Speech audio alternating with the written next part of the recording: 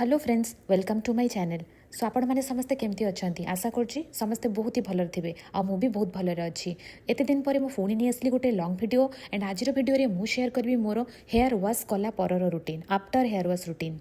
आपण मैंने जमीक देखिपे मुझे हेयर वाश कलापर एमती गोटे कटन स्कार्फ नहीं हेयर को भलसे रैप कर दिए गुड़े छाड़ दिए किसी समय जाए जमीक एक्सट्रा पानी सब सोख हो।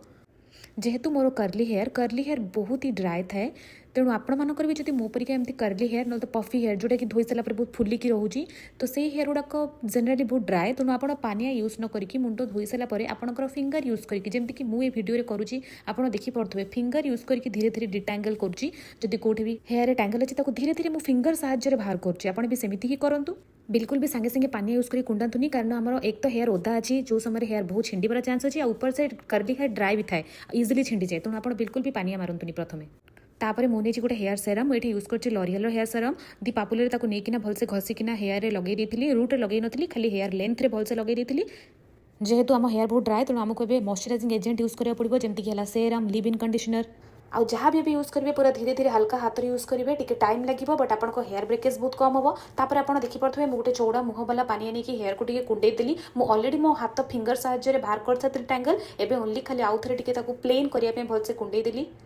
तापर आप देखिपे मुझे गोटे नॉर्मल पानी स्प्रे बोतल भरिकी हेयर रे स्प्रे कली कारण है आपड़ जहाँ भी लगातु ये कर्ली हेयर और ड्राए हेयर जब आप चुटी को ओदा कर लगे देन से जिनसा भलसे हेयर भितर पशिब। तापर मु नेक्स्ट यूज करती मोर लिव इन कंडीशनर ताको भी सेमती पापुली साहाय्य नहीं रब करना घसिकिना मो हेयर लेंथ लगे देती रूट रे नुहे। नेक्स्ट स्टेप है लास्ट स्टेप जो थे कि मुझे यूज करी गोटे हेयर जेल मो हेयर को कर्ली करने मो हेयर ऑलरेडी कर्ली अच्छी बट ज्यादा से फ्रीजी न हो जाऊ कर्ल क्लम्स गुड़ाक जो कर्ल बनी गोटे गोटे मोटा मोटा हेयर नहीं निज जगार रुहतु कहीकिना तापे मुझे जेल यूज करे आउ से जेल को मो पानी में मिसेकिना सेमती हेयर लगे आप देखिपे मो हेयर को स्क्रंच करदिए ऊपर को उठेकिना गोटे शेप्टे दे दिए दे सारापर मुझे बेले बेले डिफ्यूजर रे ड्राई भी करे ना बेले बेले मुझे बाहर नॉर्मल एयर ड्राई कर दिए। आ चुटी सुखिला बेले गोटे जिन ध्यान रखिए चुटीटा जिते जल्दी सुखीज से जल्दी भल कहीं चुटी जिते अधिक बेकर या ड्रेस रे घसी हे से जेल गुड़ा छाड़ और चुटी अधिक फ्रीजी हे। आज देखिपे मोर एति हेयरफल होती सैड्रे फटो अटाच करदेवी बेसी नुहे 6 ରୁ 7टा हेयरफल होती। सो यहाँ है मोर आफ्टर हेयर वाश रूटीन जोटा कि मु करे मोर कर्ली हेयर को आउटे सुंदर करने